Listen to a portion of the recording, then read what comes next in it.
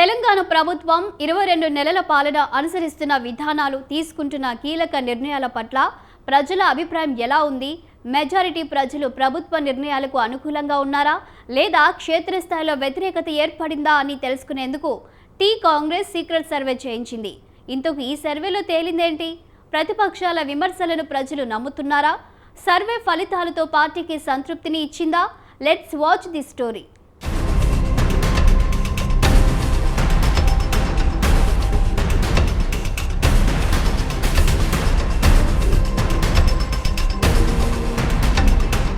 కాంగ్రెస్కు అధికార పగ్గాలు అప్పగించింది తెలంగాణ గ్రామీణ ప్రాంత ప్రజలే. అయితే గ్రామసీమల్లో ఎన్నికల నగారా మోగకముందే ప్రజానాడి తెలుసుకుని ఆపై లోకల్ బాడీ ఎన్నికల వ్యూహరచన చేయాలని తెలంగాణ కాంగ్రెస్ భావిస్తోంది. ఇందుకు అవసరమైన గ్రౌండ్ రియాలిటీ తెలుసుకునేందుకు కసరత్తు కూడా చేస్తోంది. ఇప్పటికే ఒక సీక్రెట్ సర్వే చేయించినట్లు వార్తలొస్తున్నాయి. అందులో పలు అంశాలపై ప్రజల అభిప్రాయాలను తెలుసుకున్నారట.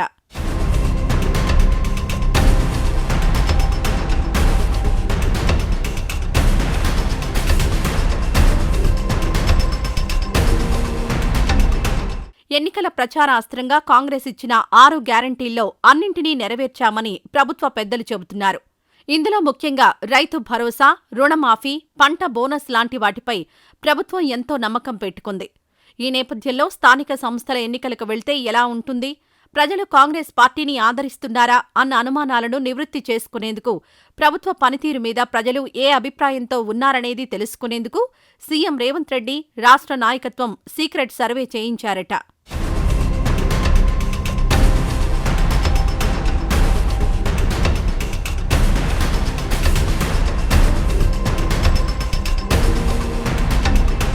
హస్తం పార్టీ ఎమ్మెల్యేలకు సైతం తెలియకుండా సైలెంట్గా సర్వే చేయాలని రేవంత్ రెడ్డి సూచించినట్లు సమాచారం.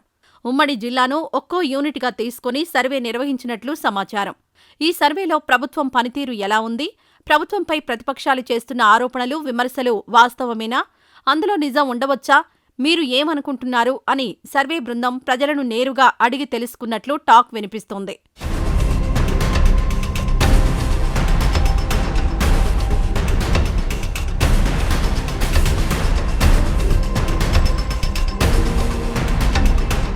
బీఆర్ఎస్ చేస్తున్న విమర్శలు హైదరాబాద్ ప్రాంతాలకు పరిమితమైందని, జిల్లాల్లో క్షేత్రస్థాయిలో బీఆర్ఎస్ ఊహించిన ఫలితాలు రావడం లేదని సర్వేలో తేటతెల్లమైనట్లు సమాచారం. ఓవరాల్గా 2-3 జిల్లాలు మినహాయిస్తే అన్ని జిల్లాల్లో రేవంత్ ప్రభుత్వ పాలన పట్ల ప్రజలు సానుకూలంగా ఉన్నట్లు తేలిందట. కాంగ్రెస్ అధికారంలోకొచ్చి 22 నెలలు గడుస్తోంది. అయితే మొదటి ఏడాదితో పోలిస్తే ప్రస్తుతం కాంగ్రెస్ పార్టీ గ్రాఫ్ కొంత పెరిగినట్లు సర్వేలో స్పష్టమైందట.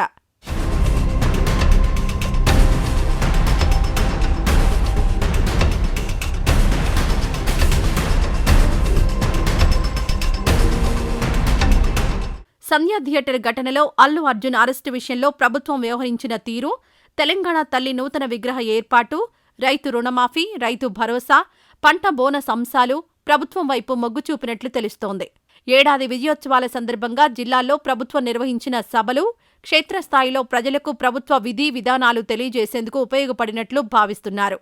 మరోవైపు పార్టీ నిర్వహించిన నియోజకవర్గ స్థాయి బహిరంగ సభల్లో గత ప్రభుత్వం లోపాలు, కాంగ్రెస్ ప్రభుత్వం చేసిన పనులు కంపేర్ చేస్తూ చెప్పడం కాంగ్రెస్కి కలిసొచ్చిందట.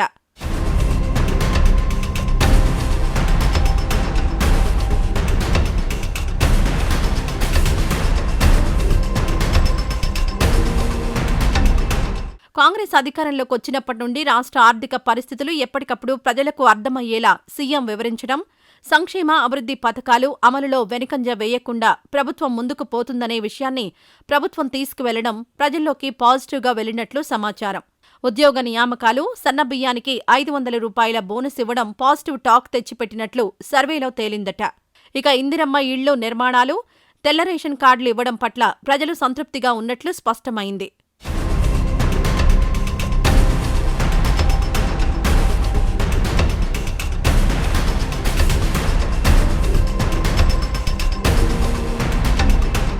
మరోవైపు హైదరాబాద్ నగరంలో చెరువుల పరిరక్షణ పేరిట హైడ్రా చేపట్టిన కూల్చివేతలు, మూసీ ప్రక్షాళనతో రివర్ బెడ్ పరిధిలోని ఇండ్ల కూల్చివేతలు నగరంలో కొంత డ్యామేజ్ చేసినా జిల్లాలో ఈ అంశంపై ప్రజలు సానుకూలత వ్యక్తమైందని తెలిసిందట.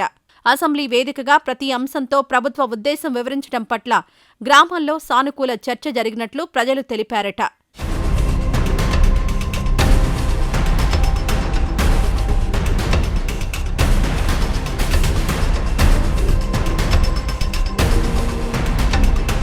ఇక కాళేశ్వరం విషయంలో బీఆర్ఎస్ తప్పిదాలను అసెంబ్లీ సాక్షిగా ప్రజలకు వివరించడం కాంగ్రెస్ పార్టీకి కలిసొచ్చినట్లు తెలుస్తోంది. మొత్తానికి పార్టీ కోసం చేయించుకున్న సీక్రెట్ సర్వే పట్ల పార్టీ పెద్దలు ఆనందంగా ఉన్నట్లు తెలుస్తోంది.